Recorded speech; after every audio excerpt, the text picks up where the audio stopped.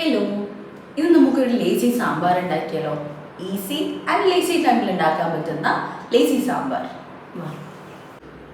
അതുണ്ടാക്കാൻ നമുക്ക് ആവശ്യമായിട്ടുള്ളത് മുരിങ്ങക്ക, ചെറിയുള്ളി, വെള്ളുള്ളി, പിന്നെ 2 പൊട്ടറ്റോ, തക്കാളി, പച്ചമുളക്, കുറച്ച് മല്ലി, പുളി, പിന്നെ സാമ്പാർ പൊടിയും, പിന്നെ മെയിനായിട്ട് വേണ്ടത് പരിപ്പ്.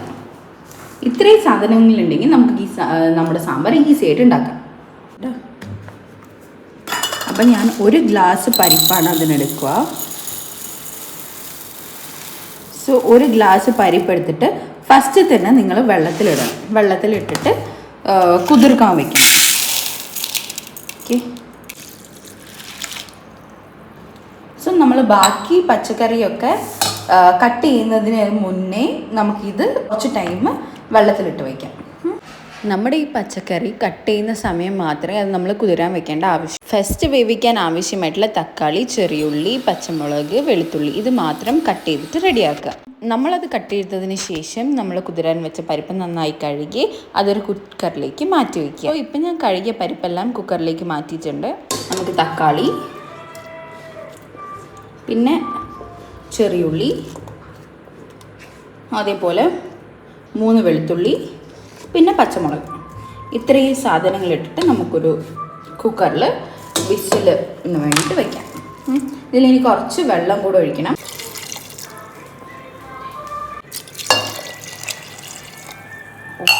ഇപ്പം നമ്മൾ ഇത് എല്ലാ സാധനങ്ങളും മുങ്ങിക്കിടക്കാൻ പാകത്തിന് വെള്ളം ഒഴിക്കാം. അപ്പോൾ ഉപ്പ് കുറച്ച് എക്സ്ട്രാ ഇടാം, കാരണം നമ്മൾ പൊട്ടറ്റോ ഇടുന്നതാണ്. കുറച്ച് മഞ്ഞൾ. സോ നമുക്ക് അടച്ച് ഒരു 4 വിസിൽ വരെ നമുക്കിത് വേഗം വയ്ക്കാം.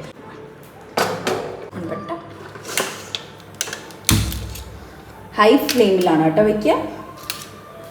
ഓക്കെ. ഇനി ഇത് വേവുന്ന ടൈമിൽ നമുക്ക് അടുത്ത പച്ചക്കറികൾ കട്ട് ചെയ്യാം. ഞാനിവിടെ എടുത്തേക്കുന്നത് 3 മുരിങ്ങക്കായും 2 പൊട്ടറ്റോ ആണ്. അപ്പം ഇതിൻ്റെ കൂടെ നിങ്ങൾക്ക് വേറെ ഏതെങ്കിലും പച്ചക്കറി വേണമെന്നുണ്ടെങ്കിൽ ചേർക്കാവുന്നതാണ്. ഇത് കട്ട് ചെയ്ത് നമ്മൾ 4 വന്ന് കഴിഞ്ഞിട്ടുണ്ടാവും. അപ്പം നമുക്ക് ആവി അത് വീണ്ടും ആവി വരെ വെയിറ്റ് ചെയ്യേണ്ട കാര്യമില്ല. ഇതേ ഫുള്ള് നന്നായി വെന്ത് വന്നിട്ടുണ്ട്. തക്കാളിയും വെള്ളുള്ളിയും വെളുത്തുള്ളിയും എല്ലാം നന്നായി വെന്ത് വന്നിട്ടുണ്ട്. അപ്പോൾ ഇനി നമ്മൾ സ്പൂൺ വെച്ചൊന്ന് ഉടച്ചു കൊടുക്കാം. ചുമ്മാ ഒന്ന് ഇളക്കി കൊടുത്താൽ മതി, നന്നായി വെന്തിട്ടുണ്ടാവും. അപ്പോൾ അതൊന്ന് ഉടഞ്ഞോളും. ഉടച്ചു കൊടുത്തതിന് ശേഷം നമ്മൾ കട്ട് ചെയ്ത് വെച്ച എല്ലാ പച്ചക്കറിയും നമുക്കിടാം. ഇതിൻ്റെ കൂടെ നിങ്ങൾക്ക് ഏത് പച്ചക്കറി വേണമെങ്കിലും ഇടാം കേട്ടോ. മല്ലിയില മാത്രം ഞാൻ ലാസ്റ്റ് എടുത്തുള്ളൂ. ഇതിട്ട് കുറച്ച് വെള്ളം എക്സ്ട്രാ വേണ്ടി വരും എന്തായാലും. പിന്നെ വേണ്ടത് കുറച്ച് പുളിവെള്ളമാണ്. പുളി നോക്കിയിട്ട് ഒഴിച്ചാൽ മതി. ചിലപ്പം തക്കാളി 2 ഇട്ടതുകൊണ്ട് നല്ല പുളി ഉണ്ടാവും.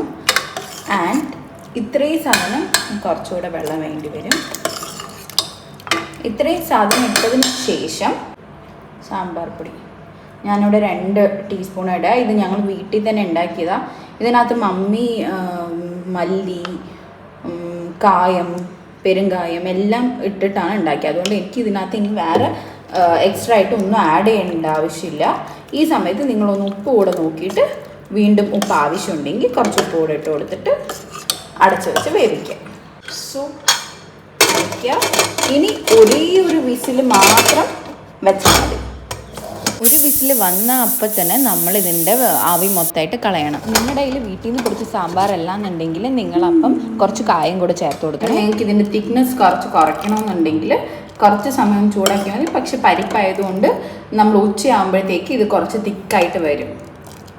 ഇനി നമുക്കൊരു കടായി വെച്ചിട്ട് അതിനകത്ത് എണ്ണ ഒഴിച്ച് കുറച്ച് കടുകും അതേപോലെ കാഞ്ഞമുളക്, നമ്മുടെ കാഞ്ഞ മുളക് ഉണ്ടാവില്ലേ, അതും കൂടെ ചേർത്തിട്ട് കറിയിലേക്ക് താളിച്ചൊഴിക്കാം.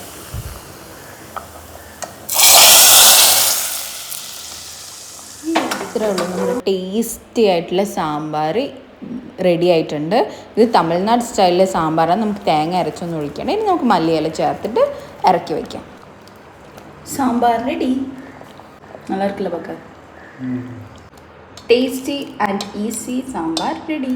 Thanks for watching. Like, share and subscribe.